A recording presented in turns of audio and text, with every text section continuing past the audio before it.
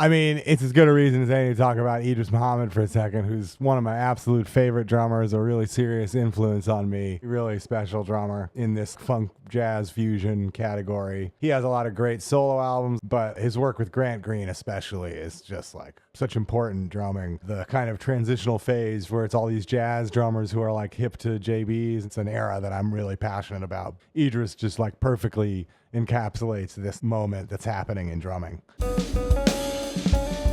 Tonally, just like perfect.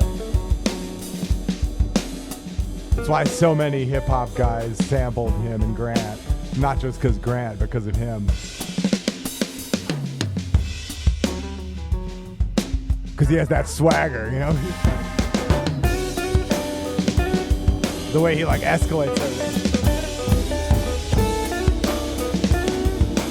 Yeah, so Idris also plays with all this dynamic urgency, kind of like Elvin or like Ginger does. There's this amazing wave happening in the dynamics that really embellishes these moments, providing this amazing escalation behind it, you know? But he's also so in the cut and so laid back and so groovy. That's what I was talking about, like the almighty four. He's relentless sometimes with, man, we're just doing fours, baby. We're not spang-a-langing. It's a jazz tune, but we're going to groove, you know?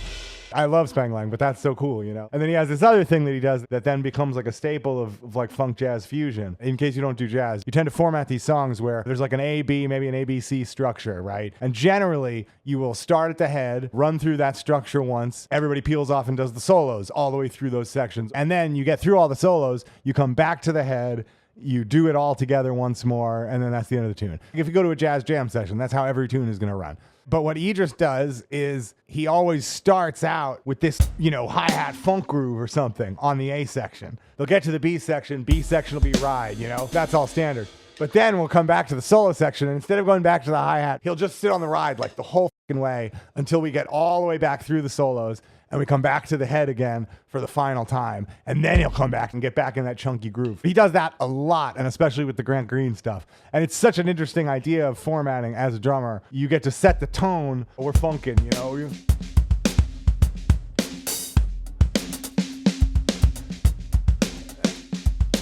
And then we're a chorus, you know?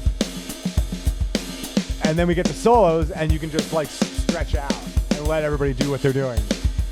Because the ride has more like give, if that makes sense. Anyway, that's just another interesting thing that he does that is worth pointing out. I just randomly go on rambles about different people. So that was about Idris Muhammad.